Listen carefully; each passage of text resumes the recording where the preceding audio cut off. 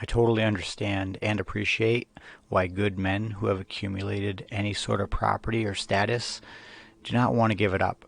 Because I assure you, if you do buck the system, if you're just for truth, it will cost you. Just know when you go to sleep, for the world to burn down, all that has to happen is good men do nothing. So be prepared. Here's the good news. There are a lot of people now who are really starting to fight back, which makes it even harder. We're going to start being able to team up.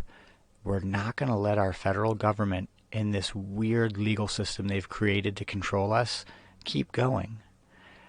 But if we get whipped and we just bow down, that's how they win. It's going to be painful. Freedom was never going to be free. And now they're attacking James O'Keefe again with a lawsuit from 3 years ago. There's no big surprise here.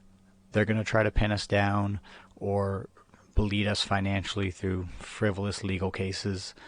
Let's jump into it. James O'Keefe here in Miami with Luke Rudowski and Tim Pool. I just got served a cease and desist letter just after going on the Tim Pool show, publishing that video about protect democracy, all these lawyers from Skadden Arps, dozens of lawyers suing me for defamation from a story from 3 years ago about that postal worker, and then I called for comment. Well, I talked about that, and they gave me a cease and desist letter and told me to take the video down, apologize. No, I'm going to publish this cease and desist letter so you can all read it. And in this letter, it's from this Pittsburgh law firm, Murphy and Perkosky. It's accusing me of defamation simply because I'm talking about the lawsuit they served me with. Now, based upon their own logic, the people sending this cease and desist letter are also engaged in defamation. It's like cease and desistception. This all stems from that story from 3 years ago. The letter goes on to accuse me of defaming this person simply by quoting them and asking for comment. That's what journalists do. We still have a First Amendment. I'm personally looking forward to entering the courtroom with these people and discovery. We like a good deposition because I've got nothing to hide. This is all because there's an election. Donald Trump's name is mentioned in this lawsuit 197 times. I'm mentioned like 200 times, and I'm the named defendant. So again, we're publishing the cease and desist. We'll keep you updated. We do have to take these things to deposition. Up until that point, they'll just keep pushing people financially everywhere we look.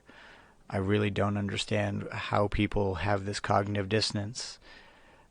I don't really care about Trump one way or the other. I just see people actively targeting him. I don't love Biden. However, he is actively getting money from other countries for the sole purpose to enrich himself through his son. And the only reason we know this is because his son couldn't even pay taxes on that money or lie about gun charges. Welcome to America. Don't worry, though.